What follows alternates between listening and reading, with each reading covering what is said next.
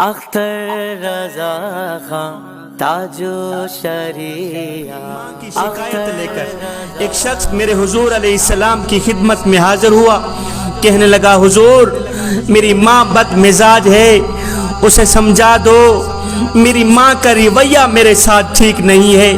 آئے میرے حضور علیہ السلام کی آنکھیں چھم چھم برسنے لگ گئیں. میرے حضور علیہ السلام نے فرمایا او نادان, 9 ماہ تک جب یہ مسلسل تجھے اپنے پیٹ میں لیے پھرتی رہی اس وقت تو یہ بد مزاج نہیں تھی.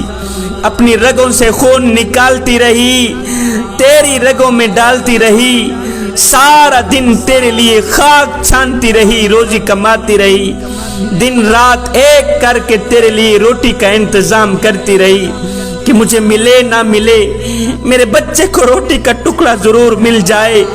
جب تو بیمار ہوتا تو تیرے ایک پہلو بدلنے پر ہزاروں وسوسوں کا شکار ہوتی. تیری بیماری تیری ماں کی کمر توڑ دیتی تھی.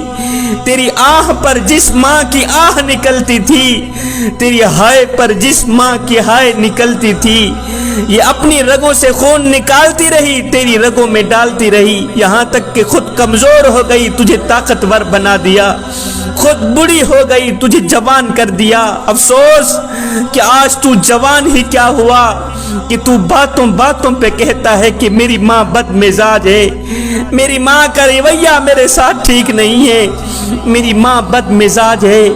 اس شخص نے کہا حضور ان باتوں کا بدلہ, ان تمام خدمات کا بدلہ میں اپنی ماں کو دے چکا ہوں.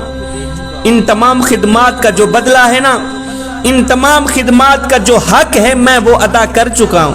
میرے حضور علیہ السلام نے فرمایا وہ کیسے؟ اس شخص نے کہا میں نے اپنے کندھوں پہ بٹھا کے اپنی ماں کو حج کرایا ہے, کندھے پہ بٹھا کے اپنی ماں کو حج کرایا ہے, کندھوں پہ بٹھا کے حج کرایا ہے, ان تمام خدمات کا حق ادا کر دیا ہے. اس پر میرے حضور علیہ السلام نے فیصلہ کن جواب دیتے ہوئے فرمایا او نادان, سخت سردی تھی, تو بچہ تھا, ماں کے ساتھ لیٹا ہوا تھا, تجھے پخانہ آیا, تو نے سارا بستر گندا کر دیا, غربت کی وجہ سے دوسرا بستر تھا نہیں. آئے تیری ماں اٹھی, باہر سردی تھی, برف باری ہو رہی تھی, جھاڑا تھا, تیری ماں اٹھی, اس نے ٹھنڈے پانی کے ساتھ تیرے بستر کو دھویا, تجھے بھی دھویا, بستر کو ٹھنڈے پانی کے ساتھ دھویا, گیلا کیا, دوسرا بستر تھا نہیں. ماں نے وہی گیلا بستر سردی میں ٹھنڈا بستر چارپائی پہ بچھایا, ماں خود ٹھنڈے بستر کے اوپر سو گئی اور تجھے اپنی چھاتی پہ سلا دیا. نادان تو کہتا ہے کہ حج کرا کے میں نے اپنی ماں کا حق ادا کر دیا ہے. نادان تو ابھی اسی رات کا حق ادا بھی نہیں کر سکا. معلوم ہوا والدین کی جتنی خدمت کی جائے کم ہے. خوش قسمت لوگ ہیں وہ, خوش بخت لوگ ہیں وہ جو اپنے والدین کی خدمت کرتے ہیں, جو بوڑھے باپ کی خدمت کرتے ہیں, جو بوڑھی ماں کی خدمت کرتے ہیں اور ان سے دعائیں لیتے ہیں.